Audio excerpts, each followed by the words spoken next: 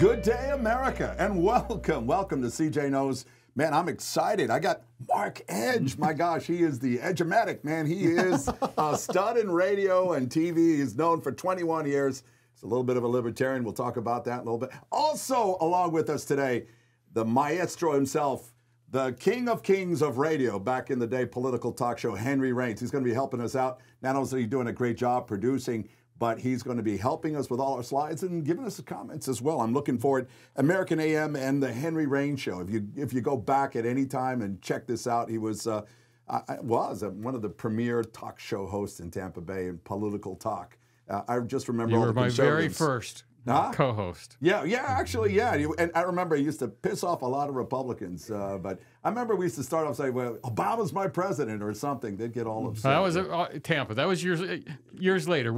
You started in 2004. Yeah, well, we have the Edge-mater. Look, Edge, Mark Edge. Mark, welcome. Tell us a little bit about yourself, would you? I'm host of Free Talk Live at freetalklive.com. We're on 200 radio stations across the United States, and I am happy to be here. freetalklive.com. freetalklive.com. And found everywhere. I'm excited. Thank you for being here. All kidding aside, I said, good day, America, but one of my biggest beefs, and my dad, who is passed but used to be a foreign service officer, and we lived and raised all over the world, would say, we're not America. We're the United States of America. North America also includes Mexico. Mexicans are North Americans. A lot of Americans are not very educated, right? So I've noticed that Americans, people from the United States, don't really have this distinction, but people from Central America, people from South America, definitely consider themselves Americans. Absolutely. Also. Yeah, so I would say American citizen. We're not Americans. We're United States of America. So we're USA. Doesn't say America. And just a distinction, a real pet peeve of mine. I wish it shows the stupidity and ignorance of many people on national talk shows, everywhere, even our president. I'm sorry. People call us Americans. I don't think it's correct. It's not it's functionally correct, but it is American it's just citizens. what we do. Well, we're not American citizens. It's sort of like football. I'm sorry, I'm going to say this. We're the world champions. I said, we're the only country to play football. I mean, come on, man. That's like our arrogance is so in Spanish, I'm learning, and you're a native speaker. We have a term called estadounidense, right? Right. So it means people from the United States, right, or United Statesian. Right. We don't have that in English, and we need a word to kind of describe what somebody from the United States is. Mark, I'm going to expect the next time we see you come back with that word. Well, all I got is estadounidense. We're going to go back in 2023 and see some of the few hot topics today, and we'll address them briefly. We'll talk about immigration, inflation, abortion, the presidential election, fascism in America, and I think that could take for days, but we'll do it as briefly and as succinctly as we can. But I think I'm excited about this with Henry and Mark. I think it'll be a great show.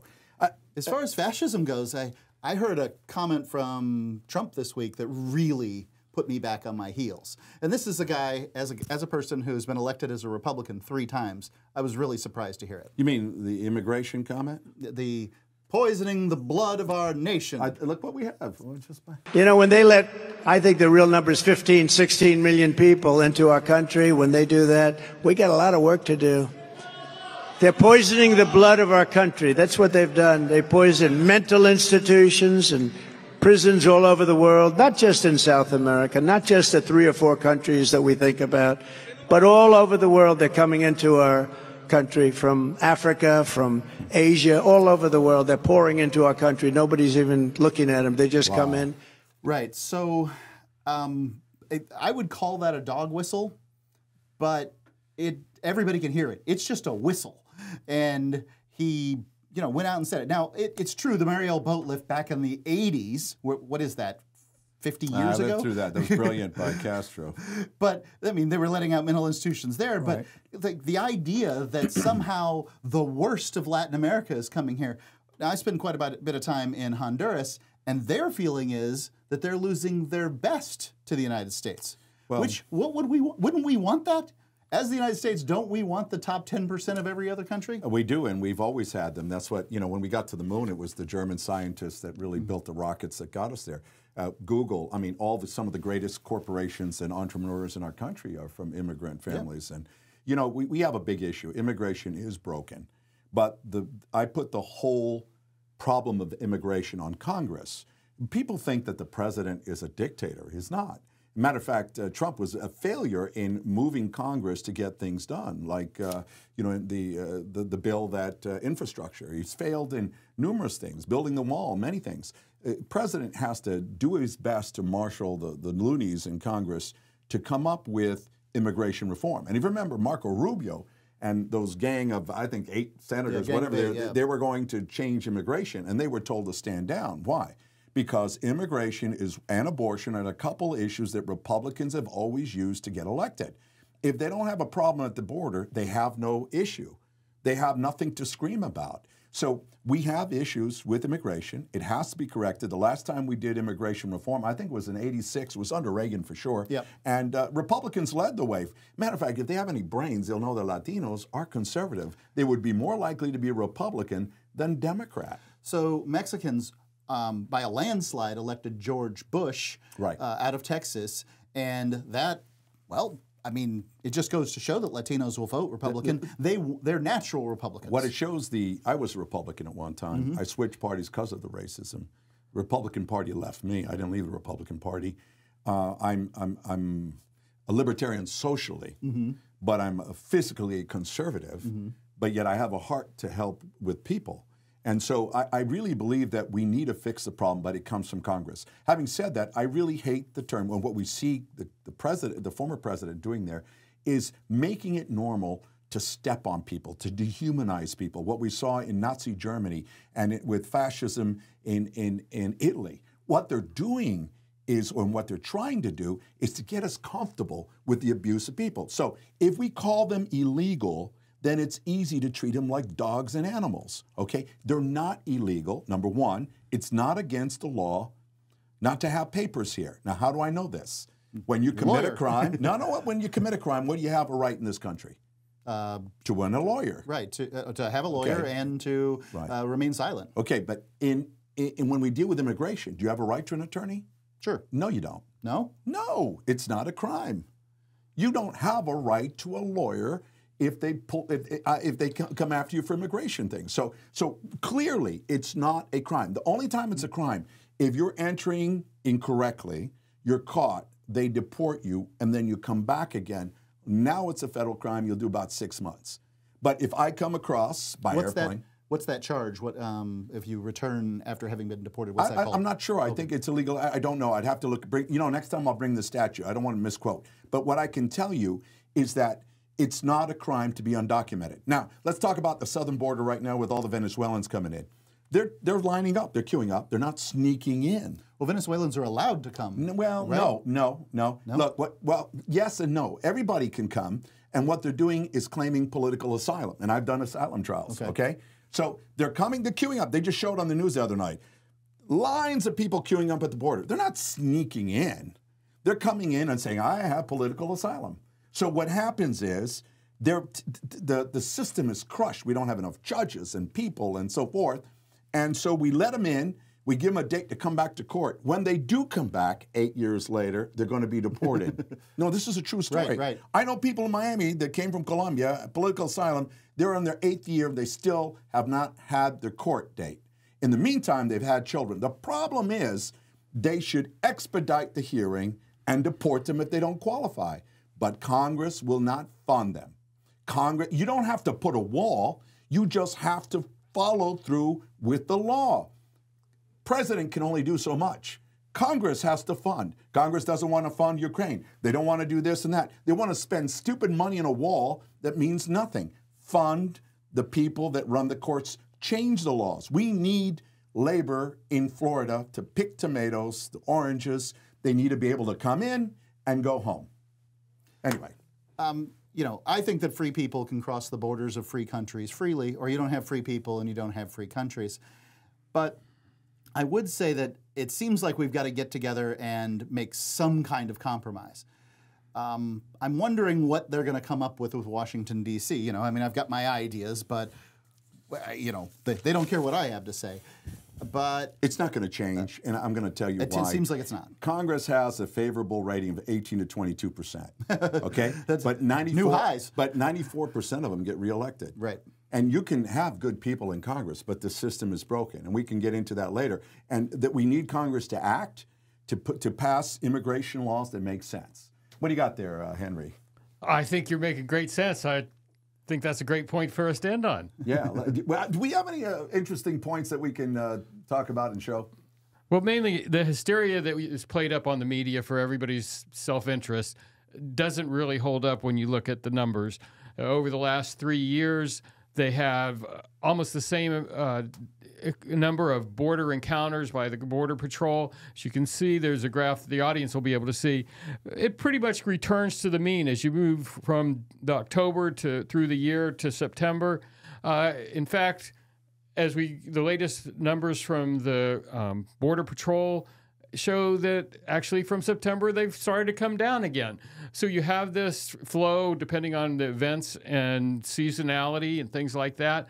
And it speaks to the point you're trying to make that we need Congress to actually just do their job and create a reasonable legislation, because the problem isn't going parabolic. The problem goes parabolic maybe in certain countries that have a crisis and they come more and frequently and in greater President numbers. Trump, remember the train thing? They're coming. It's just political garbage. It's just political garbage. We need political people. Oh, no, we don't need political people. That's the problem. We need people that are going to resolve the problems. But the system we have is not designed for that. And if you ask me, that goes to gerrymandering. It goes to a lot of other issues that we're going to tackle. The problem is that you can tell people now whatever you want to tell them, and nobody bothers to check their facts if it comes from people that they identify with. Because if you go to the deportation or the return numbers, if you want to call that, from the Obama years and the Trump years, Barack Obama was returning more people to their country than President Trump was in the terms of his office. We called him the deporter-in-chief back then. Yep.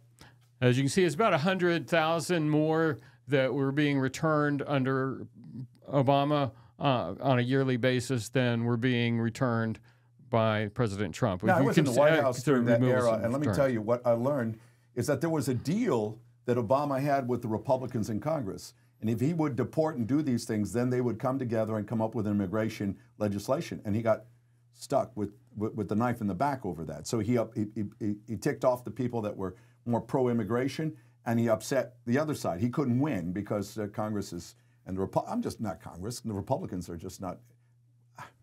The Republicans today, I wish I could go back to the guys that I used to think were evil. Now that I think they're wonderful. I mean, it's scary. Well, let's talk about inflation. I mean, that's been a big hot topic, right? And thank God we got Henry Raines for this, Mark, because he's an expert of declining things. And rising things, too, because we're going to talk about both right now. All right, we had the rise in inflation ever since the COVID pandemic. We had supply chain backups. We had shortages. All those things contribute to the inflation. We also had problems with gas prices, fuel, and energy prices. And we had the Federal Reserve trying to combat that by raising interest rates, not to the highs of the 70s and 80s, but really when you look at the rate that they raised them at, the speed that they raised them at, they took them from almost 0 to 5%. So you're talking about 1,000% increase from their base that they were at. You're talking the Federal Reserve, right? The Federal Reserve. The Federal Reserve is going to have more to do with bringing inflation down than anything else. The president and the Congress have limited ability to do this. They can cause inflation, but it's hard to bring it down if they aren't the cause of it. I do think they do help. I think the administration is a combination of both. I agree. I 100% agree that Federal Reserve, brilliance that they're doing, and now if they start, it's possible they're going to bring the interest rates down now once everything is calmed down. As we speak right now, the market is projecting that there will be 7 rate cuts in the coming year, 2024. That is because it's turning into one of the most perfect moments for the economy. We've had the Ukraine crisis. Right. We've had the issues that spiked gas prices a little bit in Israel and Gaza. Right. But what's happened is we had the inflation, we had supply chain problems, we had oil prices going up, we had all these issues that spiked it.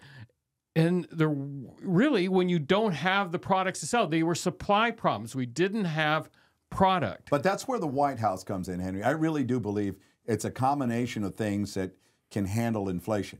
The Federal Reserve is everything, obviously, the majority of it.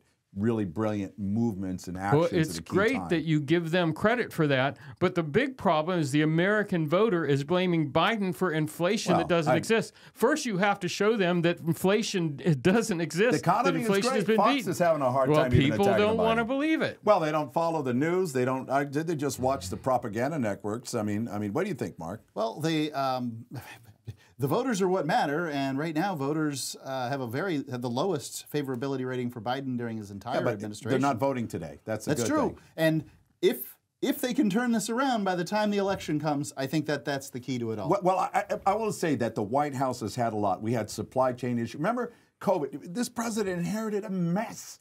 I mean, it was a complete mess. The COVID stuff, the supply chain stuff.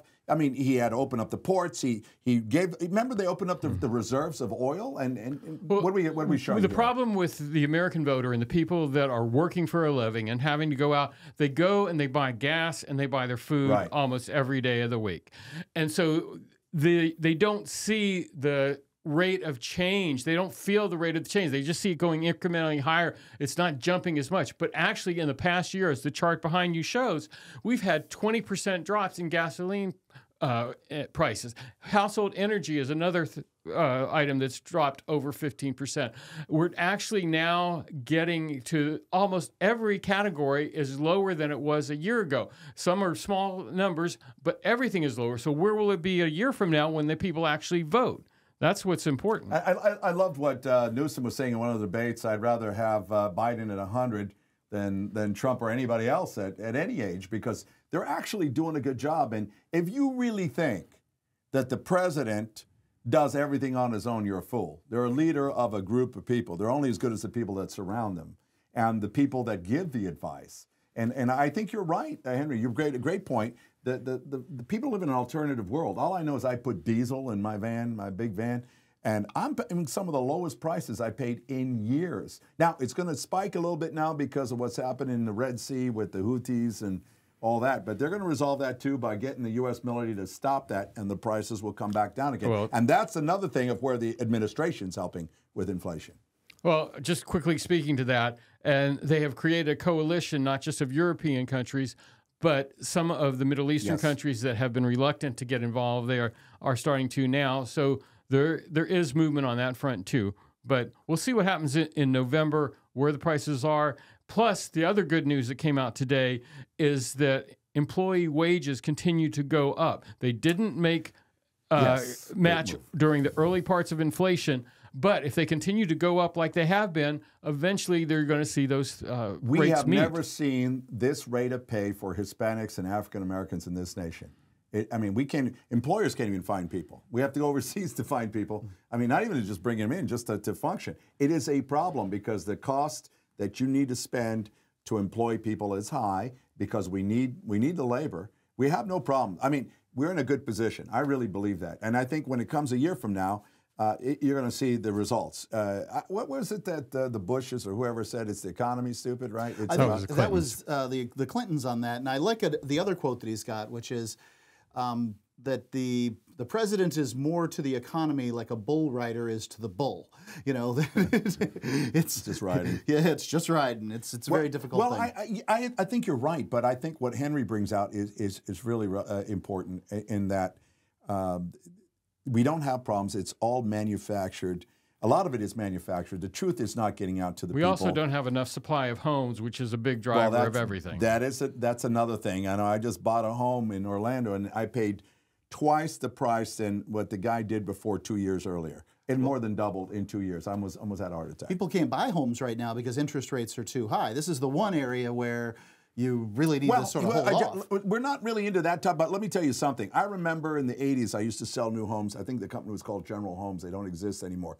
Interest was 13%, okay? But the home prices were low. Yep. What has happened with the interest rates being so low, home prices were jacked up. Now with interest rates going up, the prices aren't coming down, and now we have the crises. So if interest come back down, then we'll see some, hopefully, a movement in the market. Well, and that graph that we had up showed that housing prices are actually now starting to come down. It's all been a function of the Federal Reserve raising the rates too, and you can't ask as much for your house when the monthly payment is what the buyer is really concerned with. We're sitting right here now in Florida. The biggest problem with housing and all this is insurance. And our governor, who took $100 million from the insurance industry to sell out to you people, the average cost for homeowners insurance in Florida is skyrocketing. And forget about automobile. We'll talk about that another day. But, I mean, he's going around doing everything but taking care of his people at home. All right, let's talk about abortion. And wow, have we had a roller coaster. You know, as a lawyer and somebody that studied constitutional law, not that I remember much of it, but I did take a couple of years of constitutional law. The one thing that really, abortion to me is about the right of privacy. I hate government coming into my life and telling me what to do. And these buffoons who are get rid of abortion kind of stuff, pro-life, are willing to give up privacy. They don't understand. You take away Roe v. Wade, you take away about the law. It's not clearly enumerated in our Constitution, the right of privacy. It is in state constitutions like Florida.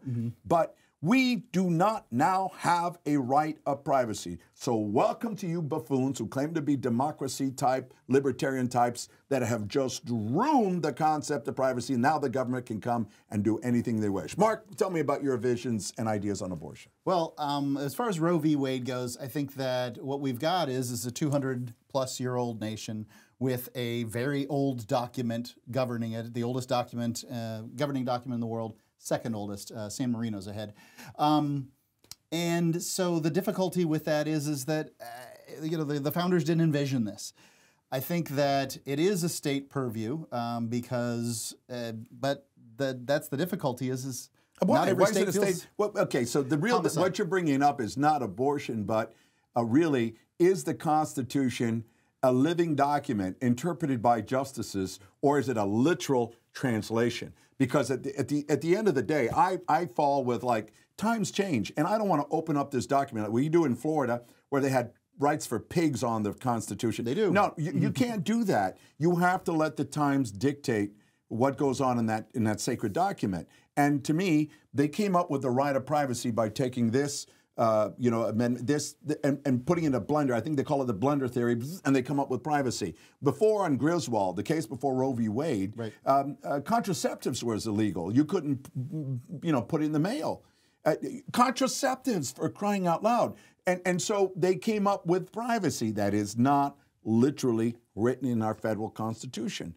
So the people who are against government being in their life should be in favor of privacy. Now, if you don't care if government's in your life or not, then who cares? But the state, the justices who have allowed privacy to disappear, you folks who have supported this pro-life agenda, has now taken away our sacred right against government coming into our life. And you're going to see in the future, it's going to cause a lot of problems for our own privacy. We're not. That's what upsets me. You don't want to have an abortion? Don't have one. Don't have an abortion. What do you got on stats, Henry? What do we got about this? Well, it's made a big difference in elections for 2022 and 2023. Okay. The different issues that were on the ballot at the different states, whether they're red states or blue states or in between, California, Kentucky, Michigan, Montana, Vermont, Kansas, the real liberal bastion there, and Ohio, they've all voted in favor of stronger abortion rights or reproductive rights, if you will. And both, we'll get more in the next segment of this too, both parties have used it as a wedge issue, but it's going to play a big part in the presidential election that's coming up. But I want to find out from Mark, because from the libertarian point of view, states' rights versus privacy, there are a lot of people just argue they were just kicked it back to the states. How does that fit in with your listeners from the 200 stations you're on around the country, how they feel about it from their point of view? I don't represent my listeners' opinions by any stretch. But you hear them. I certainly do. And I think that my opinion on this is that Democrats really want abortion to be the biggest issue in 2024, and that Republicans want the economy to be. And the Republicans want the economy to be bad. I don't think it is. I think we're coming out of a trough on this personally. And I think that the states will, at some point, come to some equilibrium for themselves. My personal thought on this, if you just want to know what I think, is the conservative and successful country of Ireland decided that the middle of the second trimester was acceptable. They just kind of split the baby, as it were, and decided that this is the point that it becomes illegal. Now, I don't believe third trimester abortions generally are the problem that people think they are. Don't think people are using them as women are using them as contraception. You'd have to be a psychopath to do such a thing. If they're choosing to do it, the vast majority of the time, women are choosing to have a third trimester abortion. It's because the life of the mother is in danger, or you're dealing with a child who's not viable. Yeah, Mark, excuse me, because this is a very important point that he just made me recall, and I wish I had it prepared for you, CJ. I'm sorry. But in the states that have tightened the abortion restrictions, already, we're talking like less than 2 years, maternal mortality rates are going up. More mothers are dying. More pregnant mothers are dying. We care more about a fetus than a human being that's alive. And these people who are pro-life anyway don't even care about keeping people alive and taking care. Anyway, I won't go down that road. But what I will say about abortion in general is that I'm a big believer in freedom. And I hate when any religion tells me what to do. I hate when anybody tells me what to do. It's my body, it's my right, it's my decision. It's between me and my God, not you, and not you. You have no right over me. And this is what made this country, in my opinion, what makes it different and great. We need to respect the differences. Now, if you're against abortion, don't have it. Educate people not to have it. Legalize the pills. My God, we haven't even got into that. I mean, you should be able to take them. I mean, this is ridiculous. It's a political thing. It is a moral thing that is something between you and your God. It is nothing for in my opinion, that we should be delving into everybody else's life and trying to dictate what they should be doing or not doing. I just don't believe, I believe in freedom. What happened to freedom? And we carry the flag and talk about freedom, and then we're going to take it away. I just don't get it. Mark, I think we should make these jackets illegal, even though they're pretty sharp. You shouldn't be wearing that because, please, do you disagree or talk to me? Again, it's the thorniest issue, and I think that libertarians even can disagree on this issue. But the other side of freedom is responsibility. And people get pregnant through pretty reasonable actions that they can project might make them pregnant. And, I've spent a lot of time. When I held my son that first time and I held him in my arms, I wanted to protect him. And I know what it's like to feel pro-life. I feel that way. But at the same time, I don't think that somebody's going to be the best mom that wants an abortion. How does a pro-life guy have guns and they want to kill people? How's a pro-life guy want to execute people? I don't talk you're a pro-life. Well, I'm a Quaker, so I don't have guns. Well, you're the hypocrite. You want to have an anti-abortion politician go into a seizure? Ask him the question, does pregnancy begin at conception or when the egg is implanted, or the fertilized egg implants in the uterus? It's a really good question. Right? And they don't want to answer it. Because there's days and maybe even a week. It's also why they say they're not trying to outlaw contraception. Because when they'll use that smokescreen about, well, there's nothing about anti-abortion that says anything about contraception. Except all the people that are funding them are saying life begins at conception, but they don't want to say it out in public. I caused a lot of ending of life by using condoms, so I mean, I'm sorry. Well, that's not an ending of life. But I will answer your starting question. The beginning of life, anyway. That life begins when the egg embeds in the wall of the uterus. You got your answer. All right. And Okay. which And election that are we means voting what? for you in? And what does that mean to me? Nothing. well, I mean, I don't means you care could what use your opinion is. I don't care what you think, Mark. I don't care what Henry thinks or Mario. Leave me the hell alone. I thought you were a libertarian. You're no libertarian. Pro-life libertarian. I only answered the question. I'm not sure that I'm pro-life.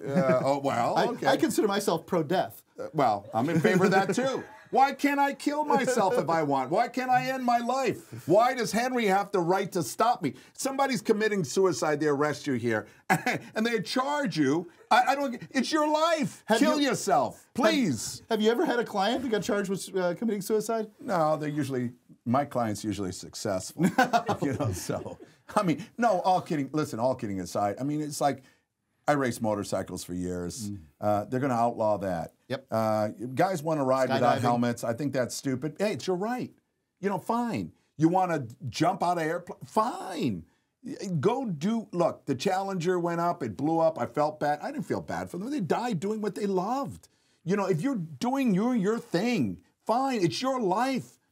That's what freedom is. Get the hell out of my life. Okay, next thing. I'm sorry. I just, these are freaks. These are freaks, religious freaks. They're not about God. A good Christian, I'm just going to say that, a good Christian doesn't have to tell me they're Christian. They'll show it by their actions. And when they start screaming around, holding signs, I say, you have a place in hell. Heaven is wide open, I can promise you. That's what you said exactly what the Bible says. Is that really? The fruits of the Spirit are love, joy, peace, kindness, goodness, gentleness, faithfulness, and self-control. You display those, you're a Christian. Well, I guess I'm not one either, because I don't hit those either. But I never said I was going to heaven. How about the presidential campaign, Mark? What do you think about what's going on? What do you think of all this? Oh, the presidential campaign. I have spent an inordinate amount of time on websites trying to predict what's going to happen, CJ, and I don't know. You've got Trump and Biden very close as far as favorability ratings. I didn't think anybody could beat Trump to the bottom, but Biden's trying. You have a situation where Trump may not even legally be able to hold office, and therefore the Republicans won't allow him to be the nominee, in which case they grab DeSantis, who's sitting at about 15%. Wow, that's a low number to choose. And then maybe if the Democrats are smart, they might just ask Biden to retire because the Democrats, their hearing, delegate convention is a month after the Republicans. So we will know who the Republican nominee is, but the Democrats will get to decide. And they may just decide to put Newsom in at the end of August. Well, let me tell you, I've had the blessing in 2007-8 to work with Biden in his presidential campaign. A good friend of mine was ran his presidential campaign, and I was with Biden. I had an opportunity to hang out with him for a number of days and talk to him. I was so impressed. The man was 28 years old when he got to the Senate. He's gone through tragedy, been through everything, good and bad. He's seen everything good and bad. He's done probably everything good and bad. And I'm not saying he's a perfect human being, because no human being is. I'm sure we could get into your life and find some interesting things. Please don't. All right, so, but overall, you talk about an experienced, intelligent, savvy, political, and a wise diplomat. That's Biden. I saw him, I was with him, and this lady was all upset. He grabs the woman and brings him in close. And then he goes, oh, look, no, you can't scream at somebody when you're up close. The man knows what he's doing. He's second to Bill Clinton. Matter of fact, I know this for a fact, because Biden told me this. He said, Hillary Clinton was saying that, he's very, he's almost got that Teflon ability back in the day. He has that energy. If you ever been around Bill Clinton, whether you like him or not, I don't care. The man was amazing. Yeah, they really say that Bill had just something, the ability to sort of look somebody in the eye. And even worse, my buddy worked for him, and he was a low-level staff member, and he said that they had a Christmas thing or something, and they brought the parents in, and Bill turns and says, your son is so important to this administration. Knows everybody's name, the ability to remember. Just brilliance. Biden is not, I know he's bumbling, and he's an old guy, but he has some very skilled, knowledgeable, qualified people around him. So if you give me a choice between your leader who can do that and a leader, a past leader that we saw with Trump, I'm terrified. I'm about democracy. I don't care if you're conservative. If you win, I'll follow you. You're the president. Just if I see a judge in court, I stand up. Even I don't like them, they're the judge. But I'm concerned about our democracy. This is not about just who wins. This is about the fate of our nation. Henry, do you have anything to say about this concept that I'm talking about? No. Or anything? But All right, go ahead. I want to ask you about the photo that was behind you for much of the time you were talking. Right. The billionaire's new darling, Nikki Haley. Oh, yeah, what a clown. And I'll just say this. If you don't have the guts to stand up for democracy in the United States of America, you don't have my vote for anything.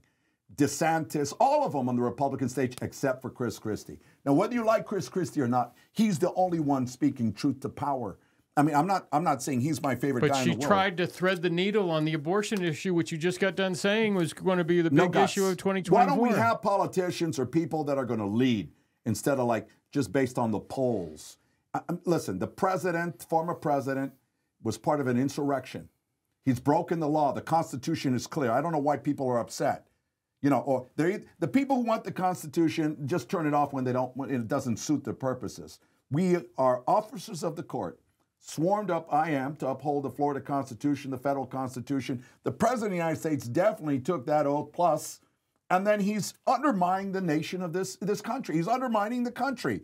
If you stand with this president, you are evil. You are going to hell. You are an evil or stupid or ignorant or all three, but I know you have no knowledge of history, no knowledge of any brilliance of any kind, and this is why democracy never works. Because humankind are stupid.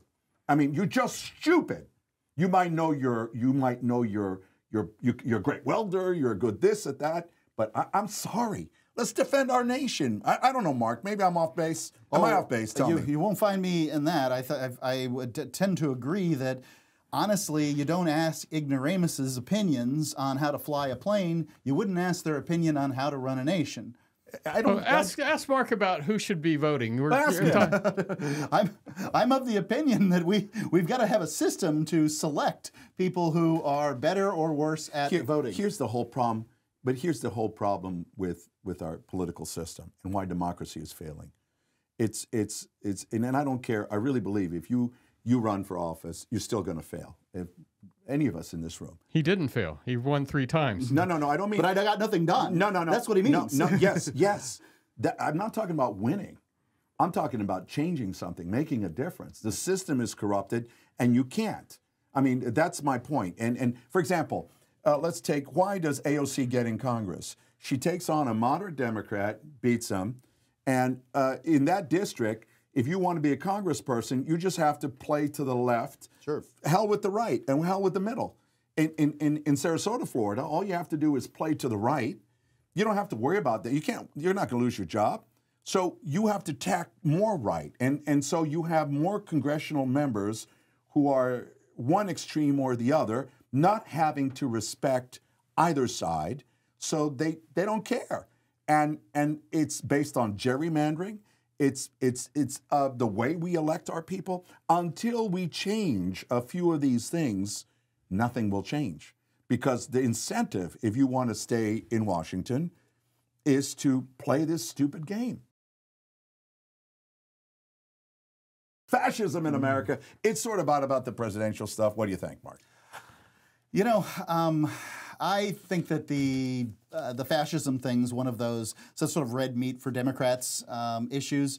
But then I saw the clip today I'd seen it previously a couple days ago, of Trump saying that immigration is poisoning the blood of the nation. And I'm like, oh, God, you just gave them everything that they were looking for on a silver platter. And yeah. It's part of the fascist playbook. Mussolini and those guys, they started this idea of dehumanizing somebody. It's going after the other. Mm-hmm. Always the other. You got to have an enemy. And it was the Jews in the World War II in that era. And here's immigrants. And you have to have the other. The economy's bad because the immigrants are this, and you dehumanize. That's why we call them, as we said earlier, that's why they call them illegal. They're dehumanizing, that they're criminals, and they're really not criminals. And that's the tragic thing. And everybody starts calling them illegals. That is wrong. Even if it's in the code, it's wrong. It's totally wrong. And it's a way so that when they come into power, that they can start stepping on them. What's scary for me for Trump, he had the first trial run. He had people around him that kept him from doing some really bad things. Now he won't. He's going to have his committed people in there if he gets elected. And we are going down the fascist road. Remember, Hitler was elected freely. They made a deal with him. In Austria. They made a deal with him. Some people may think that would never happen in America. I think Moyo has some video that might make them change their mind.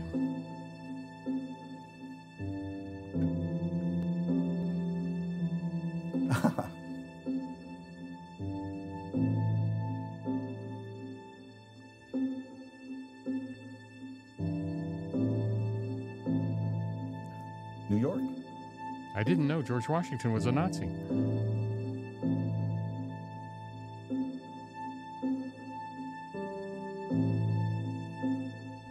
For people wondering, that's Madison Square Gardens, filled to capacity in 1939.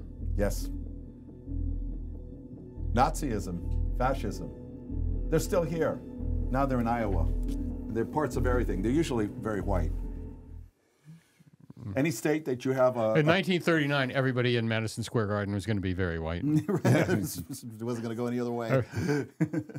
No, but you know, thanks for bringing that out, Moyo, because that is so true. I mean, democracy is always in a struggle, and it requires educated people. It requires people that participate, that never put their guard down. And we are, I think, in a struggle for our nation. It's not whether you're conservative. It's not even about for me, it's not the economy.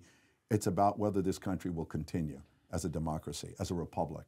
Even I agree with Liz Cheney, and you know there's a crisis when I agree with Liz Cheney. You know what I'm saying? I even respect her now for at least her position of defending democracy. I would disagree in a lot of things with her, but she is spot on. And so is everybody else that stands up. And what would stop all this right now is if Mitch McConnell would have done his thing, if they would have said, yeah, we just be quiet, he'll go away. No. It requires leaders. I think that not only is the president guilty of the insurrection, so are all the congressmen, including the ones in Florida and all here, that voted, not to elect President Trump, not to certify the ballots from that we had in January 6th. I think they are traitors to this nation. It's as bad as the Confederacy, that we're still fighting the Civil War. And how dare them attack the nation? How dare them attack democracy? How dare them not support the peaceful transfer of power? And how dare this former president accuse the nation of cheating, accuse people of cheating, and not one shred of evidence of that, and then he can still run again. He needs to be removed. I've lived all over the world. I've lived all over the world, and what I value this country is our democracy, even with all its flaws. I don't know when you're coming back, but why libertarian? Why a libertarian, and why you think libertarianism, you'd believe it'll work for our country? Well, I at this point, I don't, actually. That's why I've left the U.S. and I've gone to Latin America so that I can pursue my own freedom. You feel more freedom in Latin America than you do in the United States? Why? I do. You know, I don't have to think about an election that I can't have any effect on the outcome. And I can get whatever I want in Latin America. But you're a U.S. citizen still, aren't you? I am. Not just an expat. Admittedly. And you have to pay taxes over there for the United States. It depends. Right. There's all kinds of tax rules. You pay less if you're outside the U.S. than if you're in. And the U.S. is the only country in the world that has sort of worldwide taxation on its citizens. What country are you in? Spending time in Honduras. Honduras. You like that? Yeah, I love it. Really? Yeah, they've got 3 cute little islands there on the end of it, and you can speak English all day. And I know a guy who's dying to go to Honduras. Moyo, matter of fact, he's the first one that wants to go. Maybe you got to invite him over there. How about you, Henry? Thank you for being on the show, and you're amazing. Thanks for asking me. No. I mean, my God, this guy's iconic. He used to cause more trouble in the Tampa Bay area with your shows and get more discussions going. But thank you for being here, and I hope you'll be here every show. And that's our first show. We'll give it a shot. We'll make it better. We'll get our graphics together. And Moyo, my gosh, Moyo behind the board doing all the hard work, the heavy lifting. You know, Moyo is like an internationally famous DJ. He's like a stud. You have no idea. And maybe we'll get him on the... Well, you could have an idea if you went to his YouTube channel. Well, tell us about it. Well, it's DJ Moyo, I think, is what you search on YouTube for. Yeah, he's there. I mean, I wanted to be DJ Moyo when I was younger. You know, that's the kind of guy he is. Like and subscribe. I got a question. Is Moyo spelled like Mojo, M-O-J-O, or M-O-Y? Come on, put Moyo on the... Come on, get him on there. Get him on the mic. Come on. Put M-O-Y-O. He's got a mic on. Okay. Listen, Moyo is world-renowned. I was in the court in Tampa walking down the hall, and I saw Moyo, and people are coming up to him. Hey, I mean, you can't... It's like a celebrity and a half. No, I'm not joking. He is that... All the criminals know me. No, not just criminals, man. Well, yeah, they go to his clubs. Anyway, thank you for being part of this. And remember, watch and subscribe. Get involved with the Patreon page. I'm sure we'll create one. Come on, get involved. Help us out. Give us comments. And we thank you for being here.